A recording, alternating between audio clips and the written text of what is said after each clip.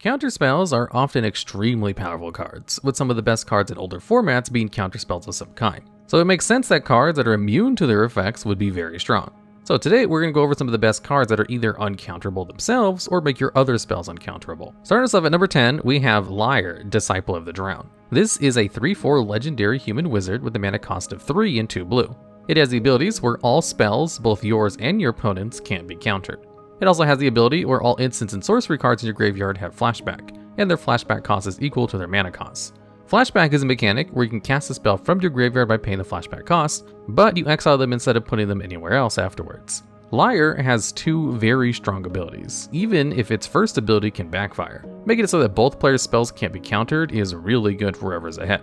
Luckily, Lier's second ability does a good job of putting you ahead, as it can make a ridiculous amount of card advantage by letting you use all of your instants and sorceries twice. One of the best homes for Lier is in combo decks like Lotus Field combo decks in Pioneer. Lotus Field is a land that enters the battlefield tapped and has hexproof, meaning it can't be targeted by your opponent's spells or abilities, and when it enters the battlefield you have to sacrifice 2 lands, which is a massive downside. However, it can tap for 3 mana of any one color, which is great for cards like Hidden Strings or Pour Over the Pages, which can untap your lands.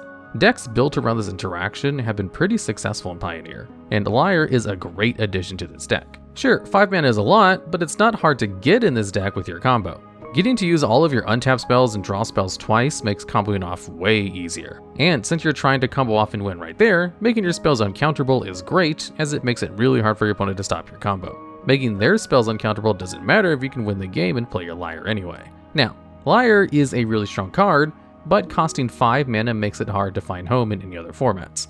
But its success in Pioneer still lets it find its way onto this list. And at number 9, we have Boseiju, who shelters all. This is a legendary land with the abilities where it enters the battlefield tapped. You can pay 2 life and tap it to add 1 colorless mana, and if the mana is spent on an instant or sorcery spell, that spell can't be countered by spells or ability. Boseiju's ability to protect your instants and sorceries is obviously great in decks that depend on those cards for their game plan. For a quick example, there's a deck in Modern built around the card Calibrated Blast. This is an instant with a mana cost of 2 and 1 red with the effect where you reveal cards from the top of your deck until you reveal a non-land card. You put all the revealed cards on the bottom of your deck in a random order, then deal damage equal to the mana value of the revealed non-land card to any target. It also has flashback for 3 and 2 red, which means you can pay the cost to cast it from your graveyard, but then you exile the card. By only playing cards with very high mana value, like Shadow of Mortality, Lands, and Blast, you can basically ensure that Blast will deal around 15 damage to your opponent anytime you cast it. However, since you can't afford to play any cards to protect your combo, if your opponent has counter magic, you'll be in a very bad spot. This is where Boseiju comes in. Boseiju basically gives you a card in your land slot that can protect your combo, which is really important for this kind of deck. Now, this is great, but Boseiju has seen a lot less play than you might think. At first glance, some players may assume that almost any deck with instants or sorceries would be jamming Boseiju, but that hasn't been the case. You see, Boseiju has 2 big downsides: entering the battlefield tapped and costing you 2 life every time you tap it. Entering tapped is the bigger issue, as slowing your plays down that much can be the difference between winning or losing. On top of that, the life cost can matter in a lot of matchups. This is the same life cost that Ancient Tomb has, and that card has the much bigger upside of actually producing extra mana. Together, these 2 downsides have made the card a niche option rather than a staple. One format where it's been a staple, however, is Commander. In that format, the life cost is a lot less relevant, as players start with 40 life. Entering tapped still stinks, but making your spells uncounterable is so strong that a ton of combo decks have used it to push their spells through. And at number 8, we have Niv-Mizzet Parun. This is a 5/5 legendary dragon wizard with a mana cost of 3 blue and 3 red. It has the abilities where it can't be countered, flying, meaning it can't be blocked except by creatures with flying or reach. It has the ability where whenever you draw a card, it deals 1 damage to any target, and whenever any player casts an instant or sorcery spell, you draw a card. Niv-Mizzet is an incredibly strong threat that's hard to ever interact with profitably. Your opponent can't counter it, so they have to use a removal spell on it. This spell will almost always be an instant or sorcery, so you'll get to draw a card to replace your Niv-Mizzet, and get a free point of damage to boot. This means the card will almost always be a 2-for-1, or more if you can manage to untap it. Niv-Mizzet is also part of a pretty famous combo. You see, there's a card called Curiosity, which is an aura for 1 blue with Enchant Creature, and the ability where, whenever enchanted creature deals damage to an opponent, you draw a card. Since drawing a card will let you deal 1 damage to anything, you can deal a damage to your opponent, which will trigger Curiosity again. This will make a loop, letting you draw your entire deck and burn your opponent for lethal. Now, this combo is actually a bit too slow for older formats like Modern or Legacy, but it's actually part of some CEDH lists. Outside of the infinite combo, there are a few other places Niv-Mizzet sees play in. In Pioneer, Niv-Mizzet is played as the top end of blue-red control decks. There, the combination of being hard to interact with and basically winning the game if you can untap him makes him a great finisher. Niv-Mizzet also sees play all the way back in Vintage, where he's one of the finishers Oath Druid decks will play. Oath is an enchantment with the ability where, at the beginning of each player's upkeep, if one of their opponents controls more creatures than them, they can reveal cards from the top of their deck until they find a creature. They put that card into the battlefield and the rest into the graveyard. Oath is a very strong combo deck in Vintage, and Niv-Mizzet is a great threat to make in the format, as there are tons of great instants and sorceries players are casting all over the place, so Niv-Mizzet will be drawing you tons of cards. Niv-Mizzet is just a really strong threat that will often win you the game if you can manage to get him to stick. And at number 7, we have Thrun, the Last Troll. This is a 4/4 legendary troll shaman with a mana cost of 2 and 2 green. It has the ability where it can't be countered, has hexproof, and has the ability where you can pay 1 and 1 green to regenerate it, meaning the next time it would be destroyed this turn, it isn't, and instead you tap it, remove all damage from it, and remove it from combat. Thrun's entire thing is being pretty much impossible for your opponent to kill. Not only does it have hexproof, one of the best forms of protection in the entire game, it also can't be countered, stopping pretty much all spot removal from working on it. This leaves non-targeted removal like Wraths the only way to deal with it, but regeneration can stop a lot of them from working too. Now, this isn't to say there's no way to answer Thrun. Some Wraths, like Wrath of God and Damnation, specifically prevent regeneration, and some forms of removal, like Edicts and dropping its toughness to 0 with cards like Toxic Deluge, can still get the job done, as regeneration can't stop sacrificing or stop it from dying from having 0 toughness. Still, forcing your opponent to use such specific answers is still a real headache. As a result, Thrun is mostly played in the sideboard to bring in against matchups where you expect to go long, usually against control decks. Once a Thrun comes down, your opponent either needs to find a bunch of blockers to stave him off, or a way to end the game pretty quickly. A lot of these uncounterable threats are sideboard cards, as they work a lot better as silver bullets for decks that really rely on counterspells. For example, cards like Carnage Tyrant that narrowly missed out on being on this list still see tons of play in Pioneer in much the same way Thrun does. And at number 6, we have Dovin's Veto. This is an instant with a mana cost of 1 white and 1 blue. It has the ability where it can't be countered, and the effect where you can counter target non-creature spell. This is basically just a better negate, as long as you can make the colors to cast it. Negate has always been an okay card, that mostly didn't see play because they were just better options. Missing out on hidden creatures was a big enough deal that decks would rather play other counterspells like Mana Leak or Logic Knot, and that was before straight up Counterspells printed in Modern, a card that can counter anything for the same amount of mana. Creatures are important enough that most decks would rather play Counterspell than Veto. However, Veto has a very important role that it fills, being able to win counter wars. Counter wars are what happens when two players have a bunch of counterspells and are just playing them all to try and force through or stop a game-winning spell. This is very, very common in control mirrors, or in older formats like Modern or Legacy, where a blue combo deck faces another blue combo deck. Usually, a counter war is won by whoever happens to have the most counterspells in hand, or whoever has the most mana, depending on the situation. However, Dovin's Veto can basically win a counter war for you right away, if you're the one trying to stop your opponent from playing a game-winning spell. A single Veto can stop their combo in its tracks. Even if your opponent has a hand full of busted, 0-mana counterspells, Veto still wins the counter war. However, Veto isn't as great for forcing your own cards through. You see, while your opponent can't counter your Veto, they can still counter your original spell while it's still on the stack. Because of this, Veto has seen more play in the sideboard of reactive decks to try and help against combo decks, rather than in combo decks to help them close the game. Veto has been an inclusion in blue-white control decks in just about every format where they've been played, though usually in the sideboard. And at number 5, we have Allosaurus Shepherd.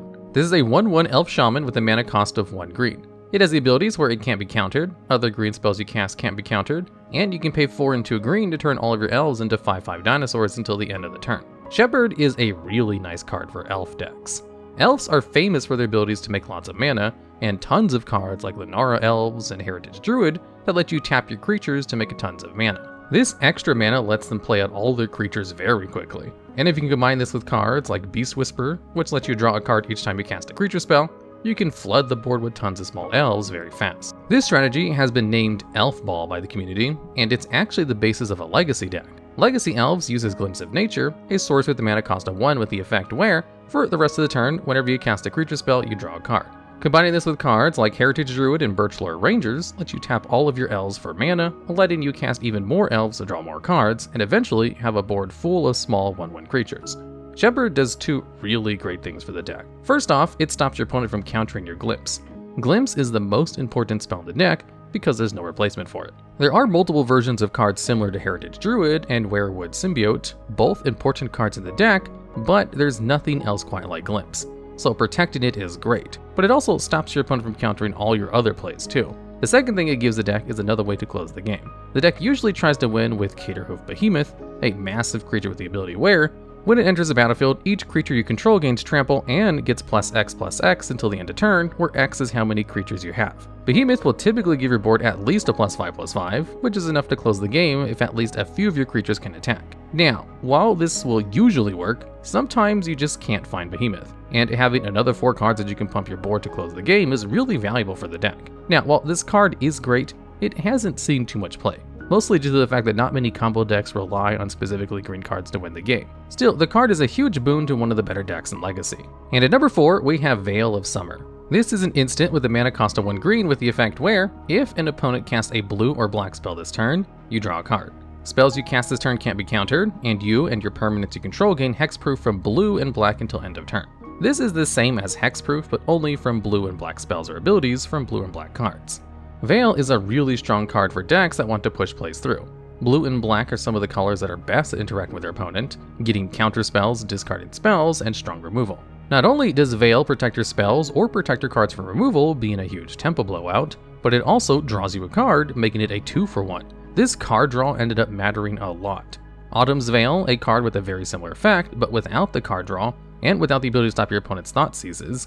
Despite these 2 small changes, this is the difference between Veil of Summer being a very heavily played card in multiple formats, and Autumn's Veil not really seeing too much play anywhere. Protecting yourself from counterspells is great for combo decks, but protecting yourself from discard is often equally important. Tons of decks rely on early thought seizes to stop combo decks, and the blowout of paying 1 mana to stop it and cycle your Veil is kind of backbreaking for your opponent. This was so good that the card was banned in multiple formats, being banned in Pioneer, Explorer, and Historic, and even getting hit during its run through Standard.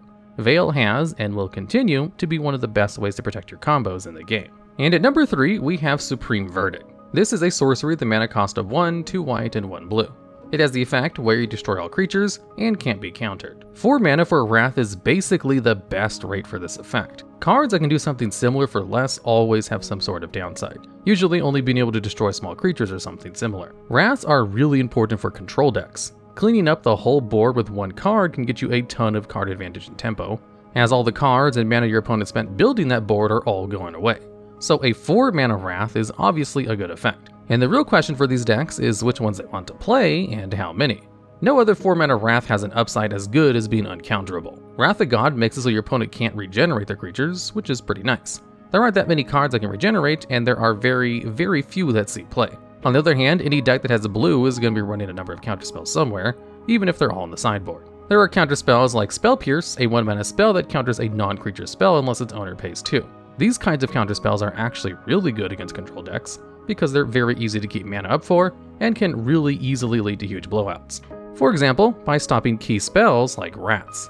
Control decks really like being able to know their board wipe is always going to resolve, as these decks really lean on them in order to slow down their opponents, and turn the corner. Being able to know that one of your most important spells will always resolve is a big enough deal that every blue-white control deck in just about every format is playing some number of Supreme Verdicts. And at number 2, we have Cavern of Souls. This is a land with the abilities where, as it enters the battlefield, you choose a creature type. You can tap it to add 1 colorless mana, or you can tap it to add 1 mana of any color, but you can only spend that mana to cast a creature of the chosen type, and that spell can't be countered. Cavern is a really strong card, as making it so that all your creatures can't be countered makes your deck a lot better against just about any blue deck. Being restricted to 1 creature type can be a pain, but there are actually lots of payoffs for doing exactly this. Tribal decks try to play as many creatures of a single type as they can, with cards like Lord of Atlantis getting better and better the more tribe members you play. Cavern is obviously great in tribal decks, where it makes every one of your creatures immune to counter magic, but it's even good in some decks where you're only trying to resolve 1 very specific creature. For example, Amulet Titan will sometimes play the card specifically to help resolve Primeval Titan. The Titan is a 6/6 with the ability where, when it enters the battlefield or attacks, you ramp any 2 lands from your deck onto the battlefield. This deck is built around getting specific lands into play, so Primeval Titan is really important for the deck. Resolving it can often instantly put the deck into a winning position, so even though Cavern isn't great in a lot of other situations, it's often still worth playing. The thing that made Cavern so strong in so many decks is that you give up very little to play it. Lands are what players call low opportunity costs. Opportunity cost is the cost that's associated with not running another card. For example, Lava Spike is usually better at dealing damage to your opponent than deflecting Palm, but Palm can do far more damage than Spike can if your opponent plays a huge creature. There's a risk-reward associated with choosing what card to play in your deck, with the risk being the Palm might not do much of anything, and the reward of it occasionally dealing far more damage. The cost of losing out on the more consistent option, or the cost of not hitting the high rolls of the less consistent option, are opportunity costs, what you've lost by making the other decision. Lands are low opportunity costs because you have to play some lands no matter what, and most of them don't do anything besides add mana. The fact that playing Cavern means you lose so little over running other lands is part of why it's such a staple. However, there is one uncounterable spell that's just a little bit better. And at number 1, we have Abrupt Decay. This is an instant with a mana cost of 1 black and 1 green. It has the effect where you destroy target non-land permanent with a mana value 3 or less, and it can't be countered. Abrupt Decay is a great removal spell. Being able to hit any card type besides lands makes it extremely versatile, and being uncounterable has tons of applications. Not only does it stop your opponent from using counter magic on it, but it also makes Decay one of the best outs to cards like Chalice of the Void. Chalice is an artifact with a mana cost of XX, meaning any amount of mana twice. It enters the battlefield with X counters on it, meaning it has 1 counter if you pay 2 mana, 2 if you paid 4, and so on and so on. And it has the ability where, whenever either player casts a spell with mana value equal to the number of counters on it, you counter that spell. Chalice is a very powerful and pretty heavily played stacks piece, and being able to destroy it, regardless of how many counters are on it, or how much counter magic your opponent has, is huge. And the only real downside of the card is the mana value restriction, and it is fairly relevant. There are some more expensive cards that you'd like to be able to destroy. However, the vast majority of threats can actually be answered by Decay in older formats. In formats like Pioneer, Modern, and Legacy, games are fast enough that you can't play too many expensive cards. Most decks will only play a few 4 or 5 drops, and the stronger the format is, the less of these kinds of cards you'll see. This means that Decay can out most threats you actually care about in these formats. Now, there are other similar cards, such as Assassin's Trophy, which can destroy any permanent your opponent controls, but lets them ramp a basic land out of your deck. These cards see plenty of play, but Decay's ability to dodge counterspells means that it will always have a part of the metagame. Alright, and that's the list. Are there any cards you think we may have missed, or have any ideas for future videos just like this one? If so, go ahead and leave a comment down below.